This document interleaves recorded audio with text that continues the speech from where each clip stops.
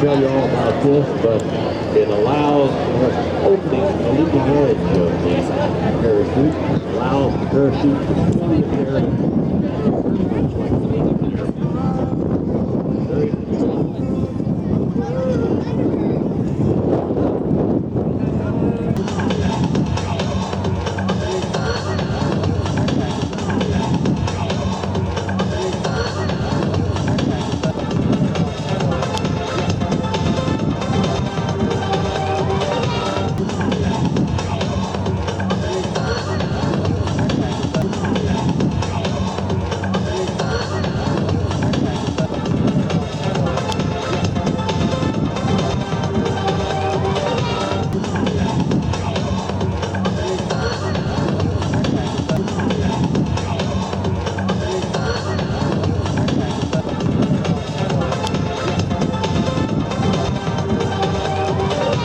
Aircraft at an altitude of 9,000 feet. The jumpmaster is actually looking out the left door of the aircraft. His head is outside in the wind and the cold. Through a series of hand and arm signals, the jumpmaster is relaying heading corrections to the pilot, maneuvering the aircraft to a precise exit point for the jumpers. Watch closely, as you may see the nose of the aircraft move slightly left or right in response to the steering instructions. As the aircraft gracefully crosses overhead. Watch, ladies and gentlemen, as this first jumper is on his final approach.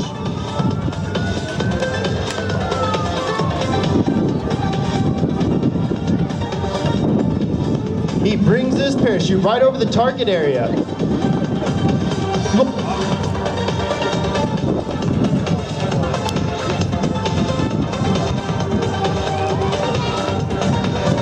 Signature goal. Please watch as our next jump cutaway maneuver.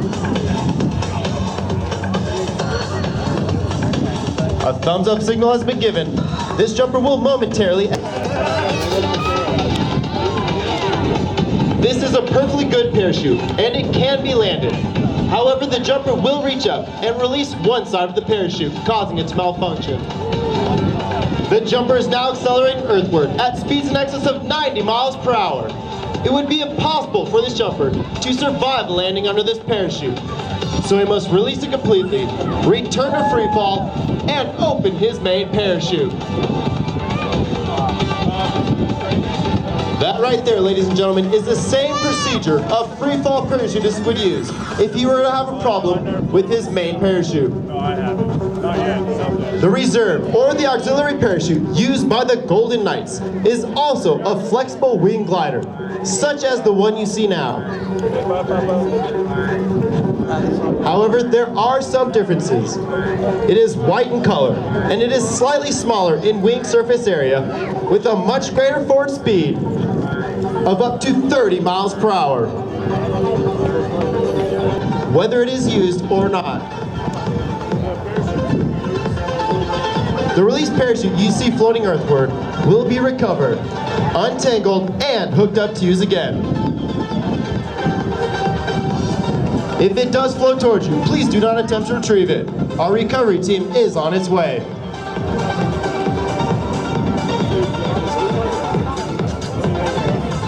The average Golden Knight is 26 years old, has over 1,200 free-fall parachute jumps, and is proficient in one of the hundreds of Army occupational skills. He or she joined the Army for a multitude of reasons. The 4 points in the compass, completing our bomb burst maneuver. This is our salute to all of you attending today's show.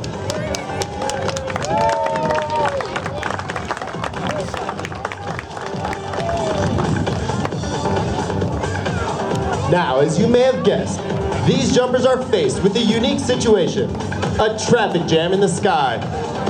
They must gain vertical separation to allow for individual approaches into the target area.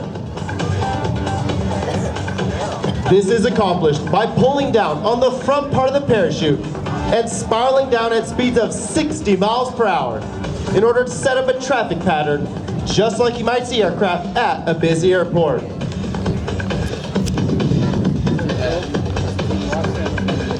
Unlike the military jet teams, the United States Army parachute team is comprised mostly of non-commissioned officers.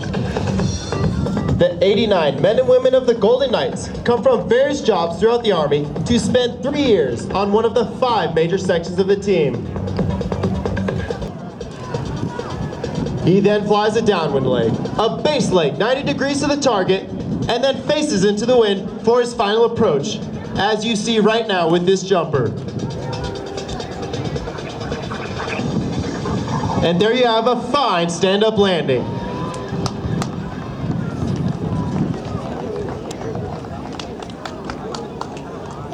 Looking high and to your right, it may appear as canopies have become entangled, but that is not the case.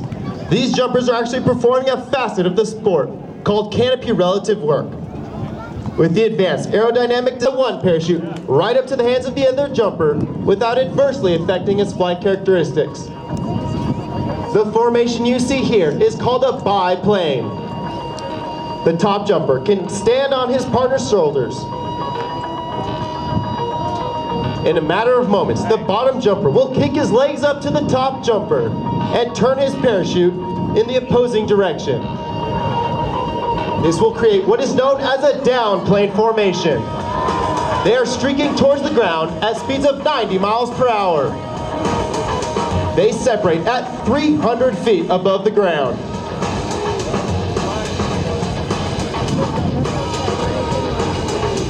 Each member of the team is a soldier first, highly trained in one of the more than 200 occupational specialties available in today's Army. Through guaranteed skill training, a soldier in today's Army can learn one of more than 200 diverse skills